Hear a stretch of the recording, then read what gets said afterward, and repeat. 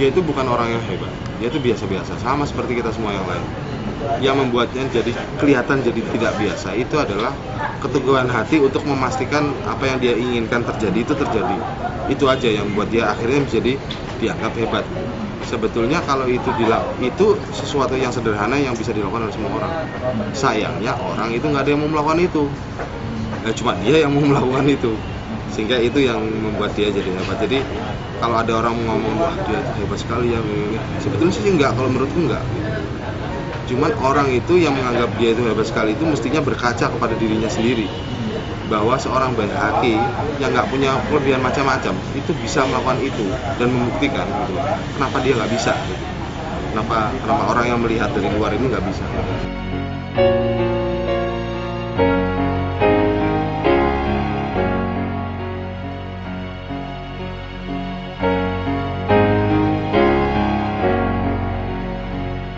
Saya mengenalnya sosok yang luar biasa ya, inspiring. Dia ngajak, membantu saya untuk mengajarkan membuat strategic planning. Kita ngelakuin itu di Cipanas waktu itu. Luar biasa, 3 hari kita diskusi, inspiring banget.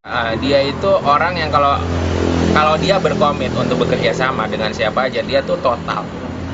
Nggak pernah tuh yang namanya kerja setengah-setengah. Itu yang kadang-kadang menurut gue sih over juga ya, sampai kadang-kadang mestinya orang lain yang dibantu itulah yang sebenarnya bekerja penuh, tapi kadang-kadang dia sendiri ikut sampai terlibat betul-betul sampai dalam yang sangat menguras energi, menguras waktu, yang kadang-kadang dia lupa makan dan sebagainya. Yang saya pernah kejadian ya waktu dia jadi fasilitator di Trawas. Saking 3 hari itu dia jadi fasilitator, nggak pernah mau berhenti gitu loh. Itu pernah pingsan, dia tiba-tiba dari fasilitator tiba-tiba kubrak gitu loh.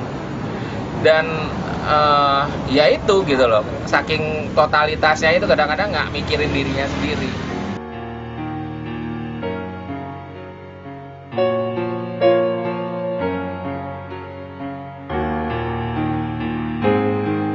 Yang mendalam adalah bagaimana dia itu bisa membuat orang gitu ya bekerja secara sungguh-sungguh, menjadi terus bisa jalan sendiri gitu loh. Itu, dan saya ngelihat di mana-mana dia cukup berhasil gitu loh. Jadi kalau gagasan, dia udah menanam gagasan di segala aspek, mulai ngurusin anak-anak, ngurusin apa aja yang dia pegang kayaknya berhasil gitu loh. Nggak ada yang nggak menarik berteman sama Mas Bayhaqi. Kapan aja, selama dia ada waktu, dia selalu ada buat kita semua. Jadi makanya buat saya dia adalah sahabat yang nggak pernah bisa gue lupain.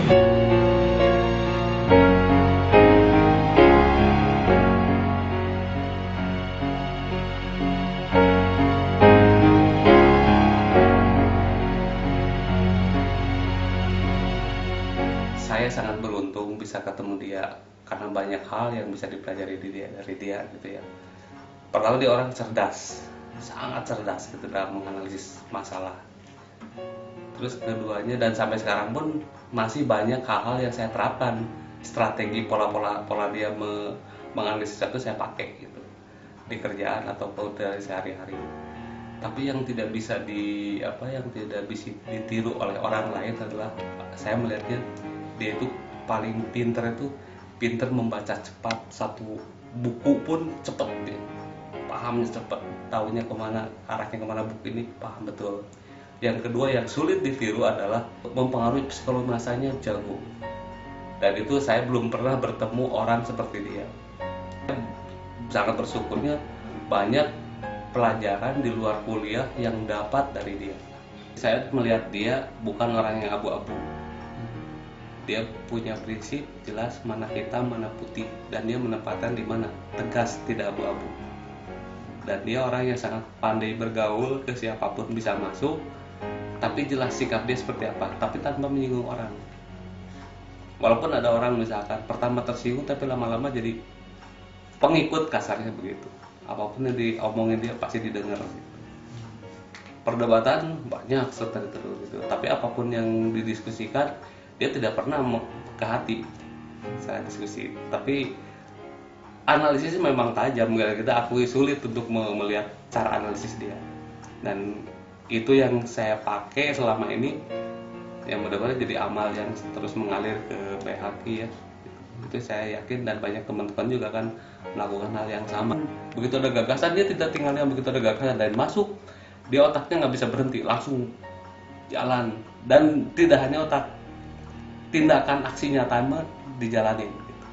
Itu yang saya salut gitu. Apa yang diomongin pasti konsekuensinya dikerjakan. Itu Bayhaqi seperti itu. Dia orangnya yang seneng terhadap orang yang memang punya jelas juga, tidak abu-abu gitu. Punya pemikiran konsep yang jelas bahwa ini begini. Tapi kalau yang abu-abu, yang pelintan kesannya, dia nggak suka. Pasti nggak suka dia. Tapi kalau jelas bahwa dia pertama jelas sikapnya, kedua keinginan untuk majunya kuat, pasti didorong sama dia. Kondisi fisik dia jam berapapun bisa pokoknya bisa ke dia jam berapapun, kapanpun bisa gitu. Walaupun fisiknya lelah, tetap jalan. Bahkan pernah waktu di Batam dulu, dia kondisi fisik sampai sakit, masih mau memfasilitasi gitu. Proses belajarnya yang ditanamkan, bukan hasil tapi prosesnya. Sehingga setiap orang yang melakukan itu bukan hasilnya selesai, tapi setiap orang paham apa yang dilakukan, sehingga kalau ditinggalkan dia bisa jalan sendiri. Itu konsep utama yang ditanamkan ya. Masuk ke satu tertentu untuk memperbaiki.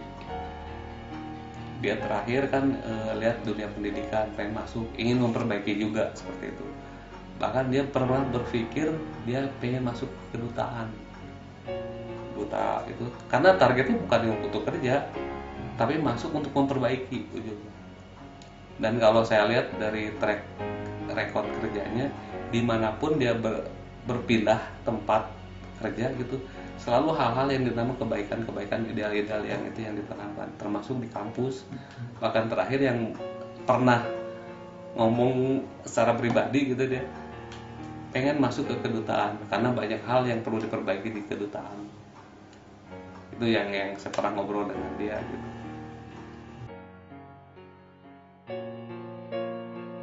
Yang dia banggain ini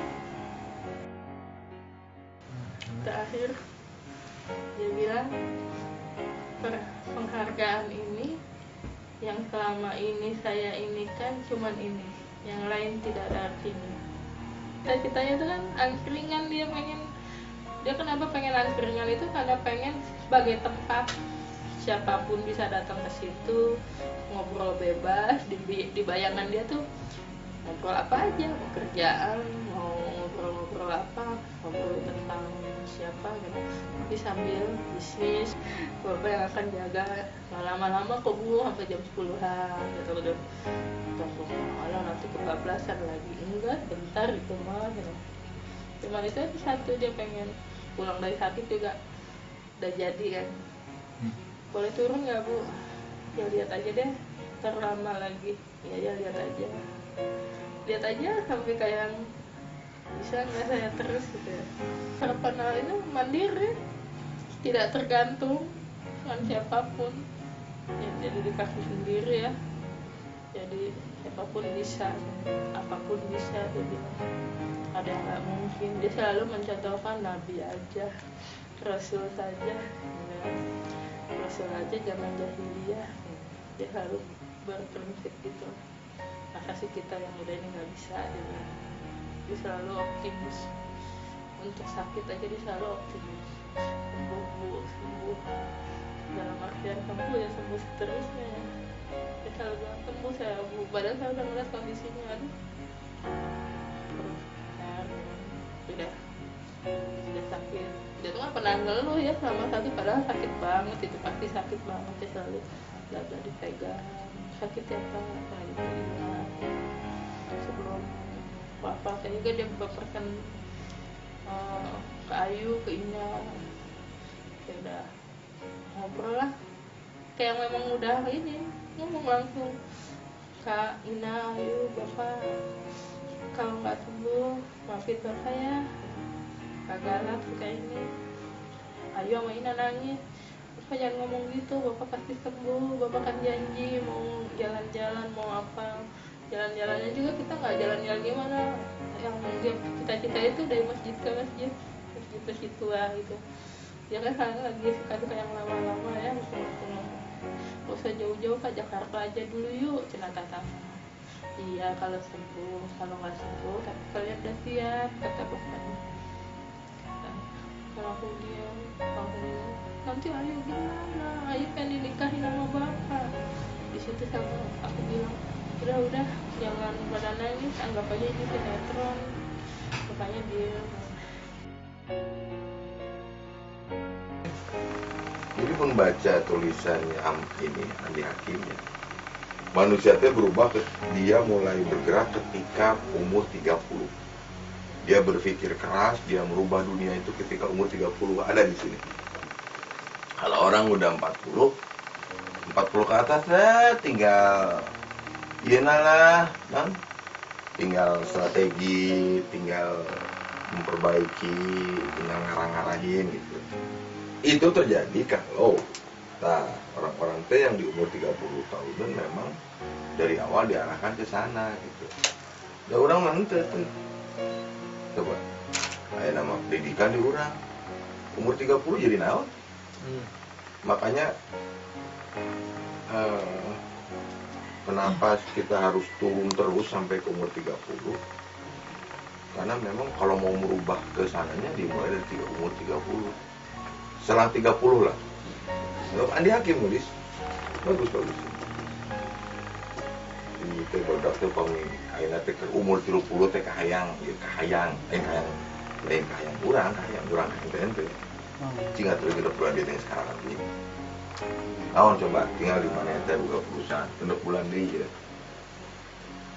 Ayeuna mah genep bulan deui teh si saat teh eueuh eta ieu. Oh kemarin sore. Geus bener-bener kudu jadi hiji-hijina desain di Bogor. Genep bulan.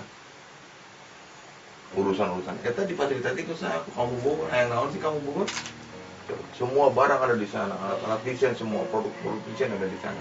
Kalau kamu Bogor tuh, kalau kemudian kamu Bogor nggak hidup, nggak mungkin juga. Itu bisa sangat hidup, coba. Untungnya banyak banget, bukan dari untung ya. Terus tindak lanjut dari ini, semuanya ini kalau bisa kan 6 bulan itu udah selesai dah, berhenti gitu. Tinggal, tapi jangan kayak si Cair masih bilang kemarin ya. Yang kayak bipop gede tapi mati. Janganlah. Itu saja harapan saya ini. Hari hayang ulang ya. Hayang ngabuktikan aja pribadi bahwa memang dari dulu teh ya tidak ada yang tidak mungkin kecuali makan kepala sendiri. Ini yang ingin saya buktikan. Ingin ngebuktikan kerja di tempat sendiri, di rumah sendiri, nggak jauh, kerja untuk lingkungan sendiri, dan memang pensiun nggak jauh-jauh, tapi juga memberikan manfaat ke banyak orang. Ngapain kita kerja jauh ke Jakarta?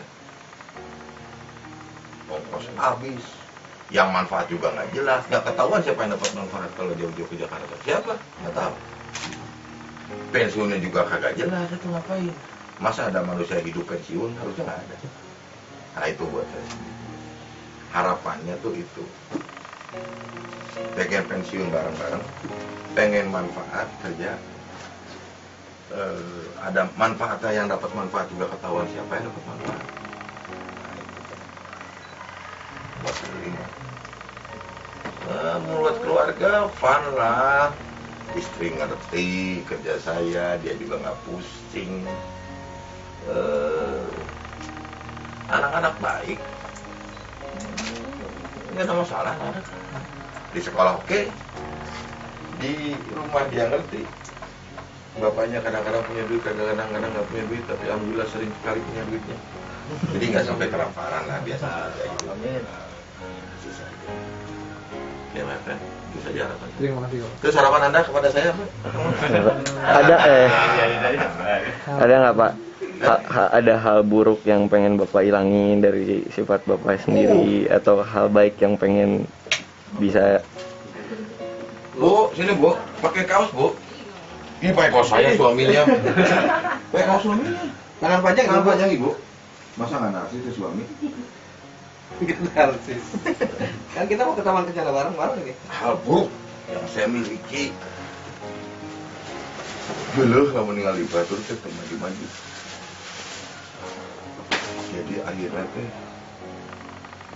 Cipain. Sebenarnya nama nggak boleh. Itu harus diberikan kesempatan kepada teman-teman untuk siapapun untuk dia menjalani. Tapi itu kan urusannya dengan berpacu dengan waktu. Kalau diberikan dalam proses itu perlu 6 bulan, kalau kita kerjakan sendiri misalnya 1 bulan. Di penyelamatan waktu 5 bulan itu hal buruk kedua, marah-marah. Tapi udah marah saya malah ini marah setan, bukan marah urusan setan.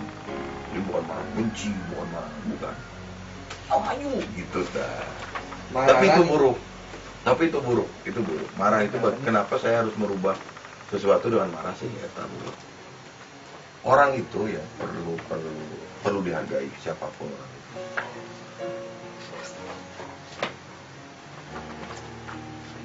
Saya udah ngeskolot ya, udah nggak perlu lagi lah ulang tahun atau bengek itu bagi saya berdua. Tapi penghargaan kaos ini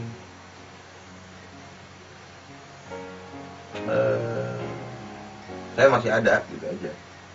Saya paling tidak bermanfaat buat orang lain. Nah itu karena mimpi saya itu adalah saya harus bermanfaat bagi diri saya, bagi keluarga saya, bagi tetangga saya, bagi komunitas saya. Dan ini adalah menunjukkan kebermanfaatan saya. Jadi paling tidak itulah saya senang, oh ternyata saya masih bermanfaat. Dan manfaat ini ditunjukkan dengan kaos ini. Itu aja. Harusnya nanti setiap orang umur yang segitu jauh lebih hebat lah. Kalau bisa bikin kampanye, jadi orang bikin kaos. Saya pengen jadi kayak Kang Dudin tuh bikin kaos kayak orang-orang ditempelin di mana-mana. Oke, itu aja. Saya senang, saya puas. Itu juga ngingetin saya udah tua. Dan tahun hidup saya kembali lagi. Dong teman-teman, semua udah dibukain 6 bulan lagi. Nikah deh tahun depan itu. Apalagi sih semua udah dibukain. Ya. Terima kasih buat semuanya. Semoga memang benar tuh tulisan kata Hindu. Gak ada yang nggak mungkin kecuali makan pala sendiri.